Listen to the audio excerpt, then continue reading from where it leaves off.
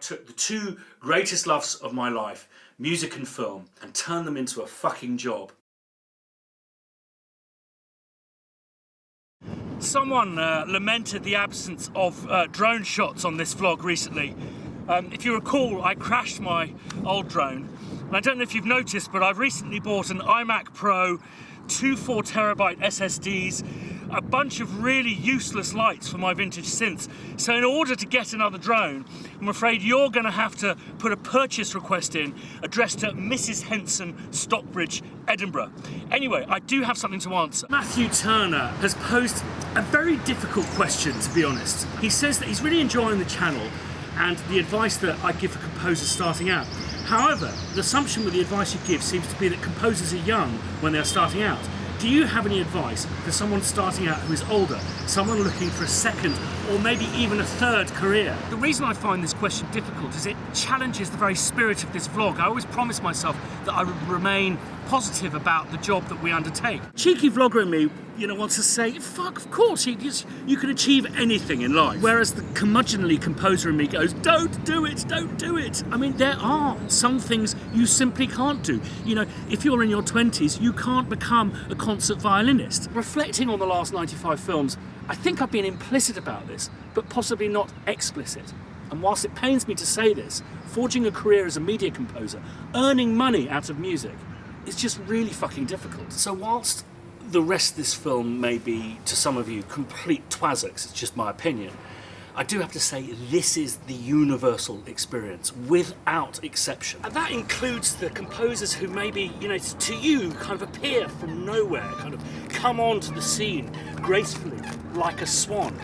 But like all swans, what you don't see is what's going on under the water, the mad, frenetic paddling. Some of these composers may palm off what we and they do as, well, it's hardly rocket science, which I agree with. At some point in their timeline, there would have been a period of immense hardship, hard work, and quality of life akin to a 1920s coal miner. I think one of the rare privileges of this Spitfire Odyssey has been to meet hundreds of composers. And from what I can see, this experience is universal. But I'm not answering the question. Can you become a media composer as a second or third career? Now, I guess you could say that my career as a media composer is my third career. I was a baker when I left school, and then I was a musician, toured the world with Pete Andre. The fact of the matter is, when I decided to go into media composition, I didn't have a family, I didn't have a mortgage, a car, any dependents. I mean, really, before you have these things, we're just basically woman or man children.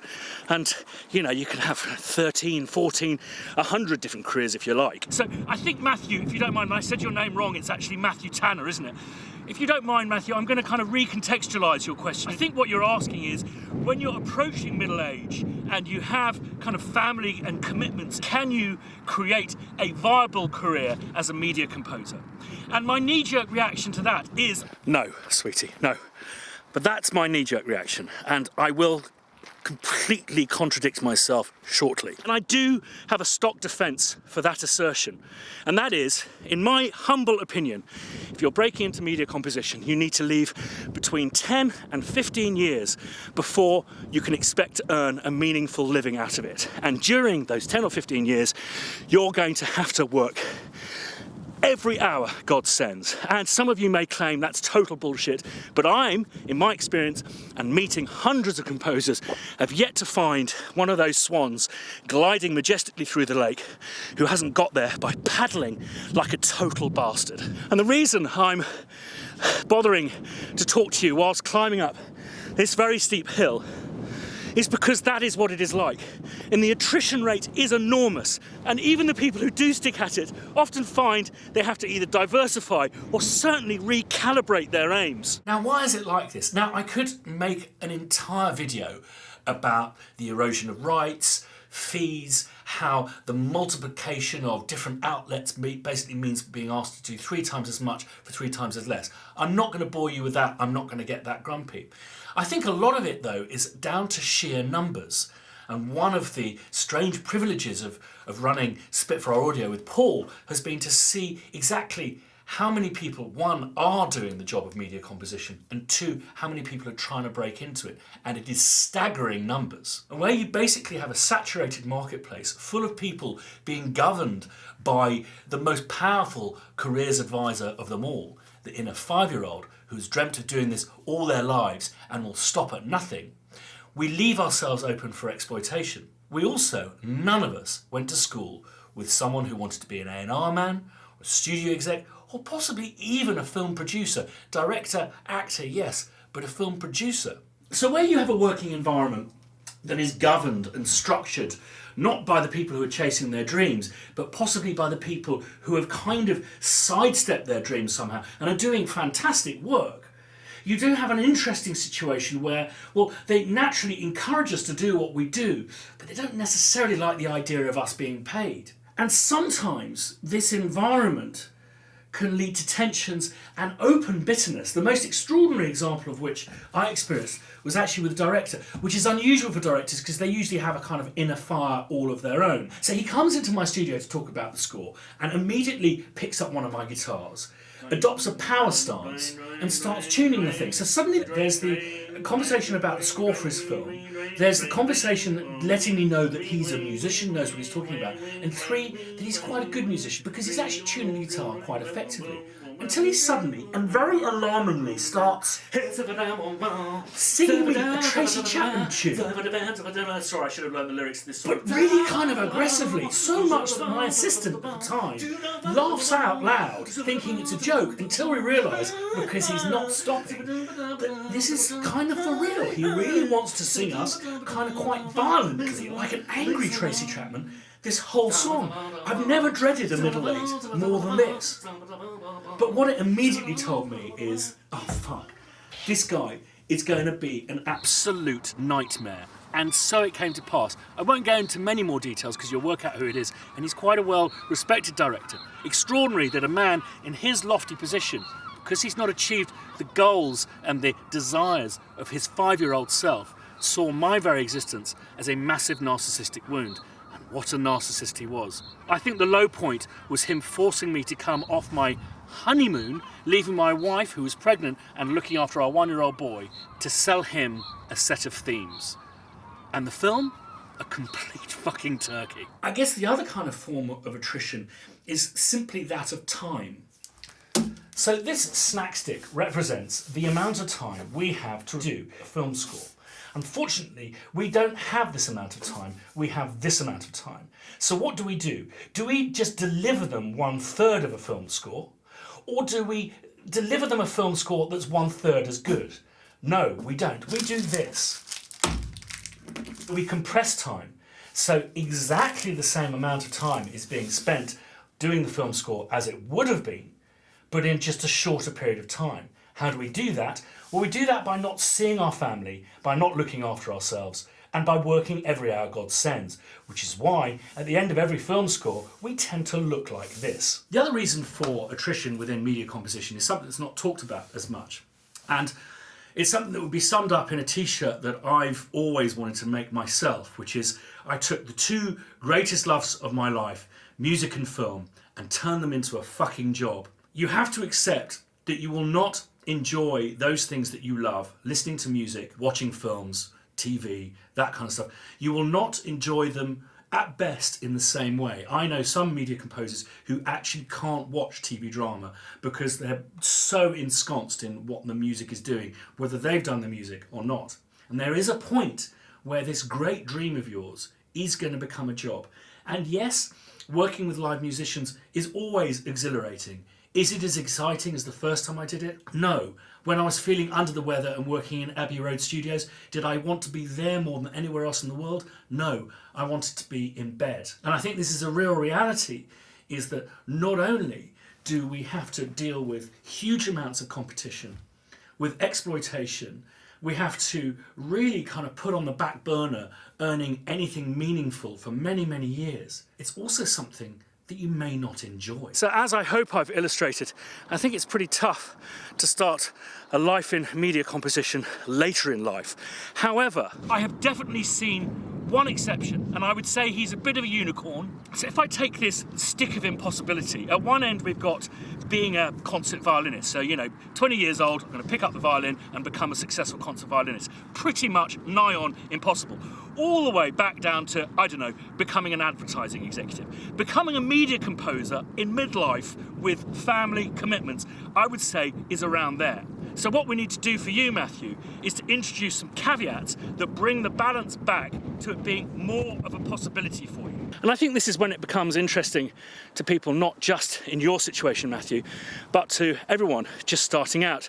Because in order to introduce these caveats, I have to use one of the rare luxuries of middle age, hindsight. These weird star-shaped wooden bits represent your life, Matthew, as it currently is. Kids, marriage, possibly, car, mortgage, lots of lovely times and stuff. And this is what weighs your decision to become a media composer towards the concert violin. So what we need to do is basically rebalance. There are things that are exceptions to the concert violin paradigm. First up, are you an accomplished musician? Can you orchestrate? Do you know theory? Can you sequence, sample? If the answer to that is no to all of the above, you are putting yourself way behind your competition and have a massive cliff to climb. Secondly, have you already made a name for yourself in music? Are you a kind of a headline act or a Mercury nominee?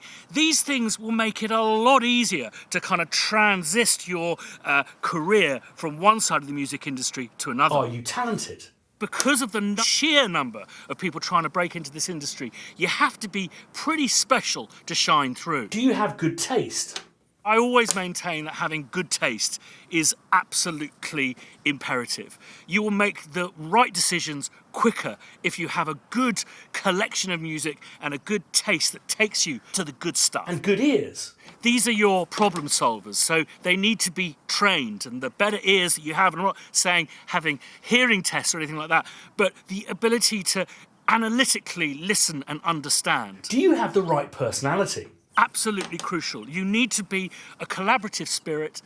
There's plenty of room for narcissists in the film and TV industry. Unfortunately, there's no room for narcissism in heads of department. You are part of a team, part of a crew. You need to be able to take notes and to swallow your pride.